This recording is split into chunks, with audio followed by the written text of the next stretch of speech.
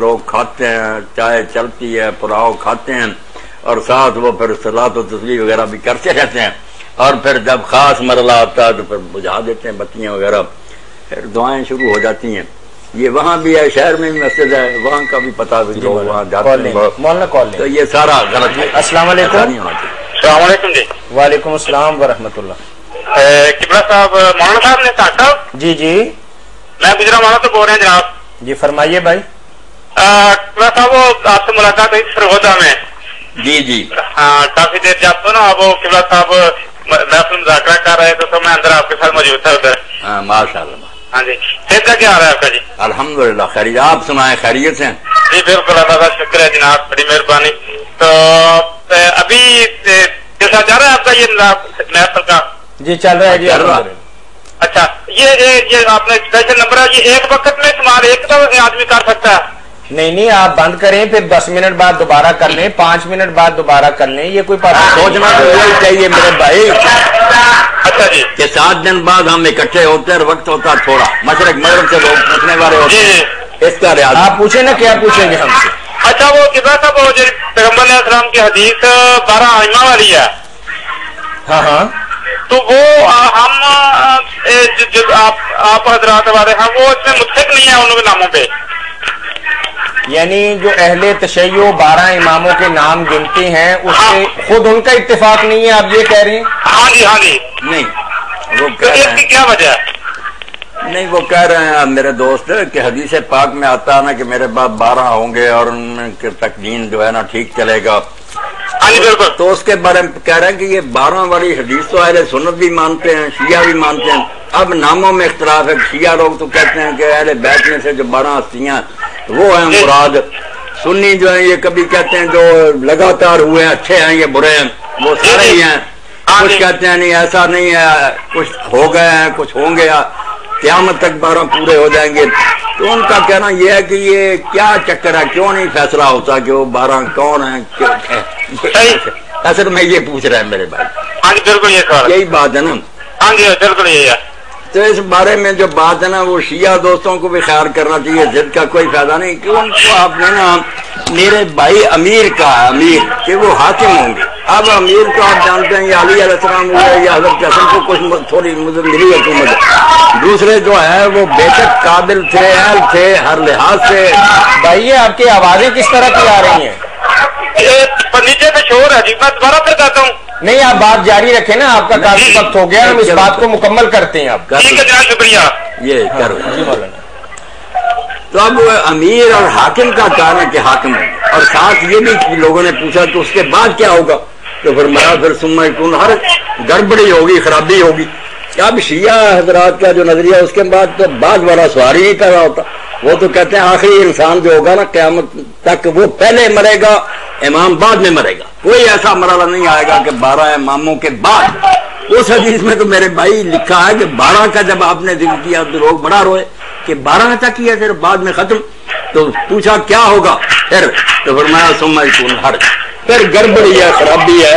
تو اس سے پتا چلا کہ 12 اماموں کے بعد بھی کافی وقت ہوگا۔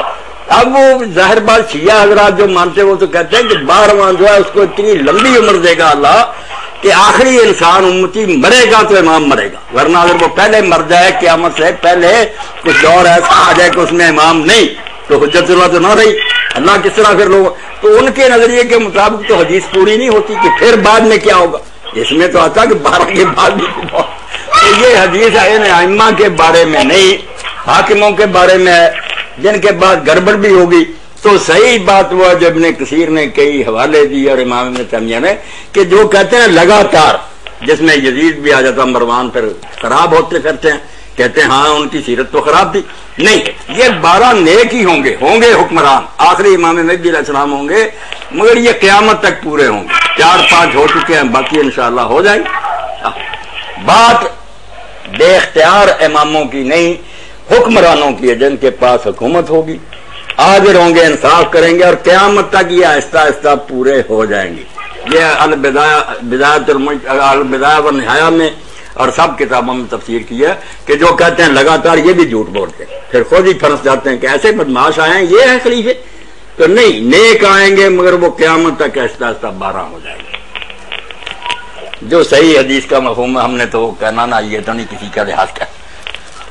उमर बिन अब्दुल अजीज के खलीफा उमर बिन अब्दुल अजीज को शुमार किया गया, वो बिल्कुल उसका दौर है। चले भाई, बात वाज़ेह होगी मौलाना की तरफ से। हाँ, किसी हद तक, लेकिन आपकी तरफ से आवाज बड़ा कम आती है। फिर आप कभी आकर मिले ना, ये तरफ से आवाज तो आपको आनी नहीं चाहिए, क्योंकि आपकी तरफ से तो ऐसे लग रहा है जैसे किसी प्राइमरी स्कूल से कॉल की जा रही है। बस मैं मादर दोबारा इंशाल्लाह तेरे आता कर रहे हैं जी इंशाल्लाह। थैंक यू वेरी मच, अस्सलाम वालेकुम। वालेकुम अस्सलाम। अब वो सवाल सुनने अगर नहीं आती काल कि मैं वहाँ गया था मंसूराबाद दावत की कि वहाँ नाइन साहब बैंक के अफसर है, कॉल ले लें मौलाना। अस्सलाम वालेकुम। वालेकुम अस्सलाम जी, मौलाना साहब हैं जी? अल्हम्दुलिल्लाह हैं जी। जी जरा मेहमान हमारे घर आई हुई हैं, तो ना जरा बहुत एक मसले से परेशान है, तो आप उनसे बात करें। जी फरमाएं जी। अस्सलाम वालेकुम। जी वालेकुम अस्सलाम व रहमतुल्लाह। सर जी, मुझे ना थोड़ा सा मसला है जो मैं आपसे डिस्कस करना चाह रही थी। जी फरमाएं बहन।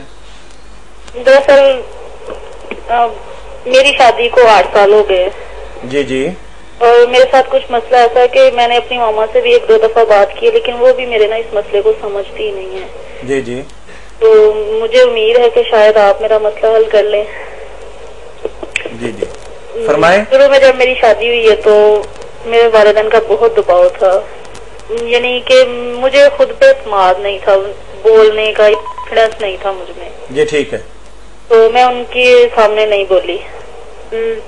तो मेरी शादी जब हुई है तो शुरू से ही ना, पहले दिन से ही समझ लें कि मुझे अपने मियाँ बिल्कुल पसंद नहीं आए, मुझे बिल्कुल नहीं अच्छे लगे थे। जी जी। और कुछ उनका रवैया भी मेरे साथ ऐसा था कि बहुत अजीब जारहाना किस्म का, समझ लें जालमाना था, बहुत सख्त रवैया था, जाहल किस्म के लोग थे, बात करने का भी नहीं कुछ पता था खास। आप अपनी बात की ना नतीजे की तरफ आए बहन, क्योंकि टाइम हमारा बहुत ही महदूद होता है। जी क्या चाहती हैं? हाँ हाँ ठीक है। आप बेटा बताए ना, आप क्या चाहती हैं? अब मेरी शादी को मौलाना सब 8 साल हो गए, मेरे 4 बच्चे भी हैं, मगर अब वो शुरू का जो रवैया ना, वो ऐसा से इतनी नफरत में बदल गया है कि मेरा उनके पास रहने को दिल नहीं करता। रोज की लड़ाई झगड़े मारपीट, ये सारी चीजें अब इतनी ज्यादा हो गई हैं कि मैं बर्दाश्त नहीं, मेरा दिल करता है कि मैं उनसे अलहदगी इख्तियार कर लूं, लेकिन वो इतने जाहल किस्म के ना, समझने के वो उनका बाद में वो धमकियों पे उतर आते हैं। मुझे इस वजह से है कि मेरे पापा बहुत कमजोर से, इतने सीधे साधे से है, समझ लें वो उनका मुकाबला नहीं कर सकते। उसके मुझे ये बताएं कि अगर मैं अलहदा उनसे यानी खुला लूं या तलाक, वो तलाक वो मुझे देंगे नहीं। अगर मैं खुला लेती हूँ तो अगर मुझे कोई नुकसान हो, इससे मुझे बताएं कि मैं उनके साथ दोबारा से उनके पास चली जाऊं या खुला के लिए कह दूं। कुछ ऐसा मशवरा दे दें कि मुझे नुकसान भी ना हो और उनसे अलहदगी भी हो जाए। मेरी बच्ची, बात पहले भी ताहिर साहब ने कही है कि जो बच्चियां ऐसे मसाइल उनको दरपेश है ना, उनको चाहिए कि जुमेरात के दिन इसी नंबर पर मुझे कॉल करें। वो होता है दिन इसी काम के लिए कि बच्चियों को मशवरा दिया जाए, ये मसाइल के लिए देने, मसले लोग पूछें, वक्त बहुत थोड़ा होता है, हम ऐसी बातों में लग जाते हैं, वो उसका हर्ज हो जाता। तो आप जुमेरात को इंशाअल्लाह ना, अगर मस्जिद में आ जाएं, आपकी मर्जी, या टेलीफोन पर इसी नंबर पर कॉल कर लें, इंशाअल्लाह ना जो सही सूरत हाल होगी पूरी तरह सुन करना आपको सही मशवरा देंगे या कोई ऐसा अमल बताएंगे जिससे आपकी जिंदगी खुशगवार हो जाएगी इंशाअल्लाह। ठीक है। तो जुमेरात को कोई टाइम है फिक्स? सुबह 10 बजे से शाम से असर तक ना, 4:30 तक मैं मस्जिद में होता। ठीक है, अल्लाह खैर करे। ठीक है, चलिए बहुत शुक्रिया जी मौलाना। तो वहाँ दावत पर मैं गया था तो हाफिज जावेद अकबर साहब ने जी अस्सलाम वालेकुम। जी अस्सलाम वालेकुम। अस्सलाम वालेकुम। जी वालेकुम अस्सलाम व रहमतुल्लाह। तो क्या हाल है? जी अल्हम्दुलिल्लाह। अगर मेरा मौलाना साहब से एक सवाल है। जी फरमाइए। उनका हमने अभी फरमाया कि रोजे क़यामत बंदे को उसके बाप के नाम से पुकारा जाएगा। मौलाना ने ये बात कही? हाँ जी, अभी कही। कब कही थी? अभी मैं। अच्छा पुराने, ठीक है ठीक है ठीक है। तो फिर हज़रत ईसा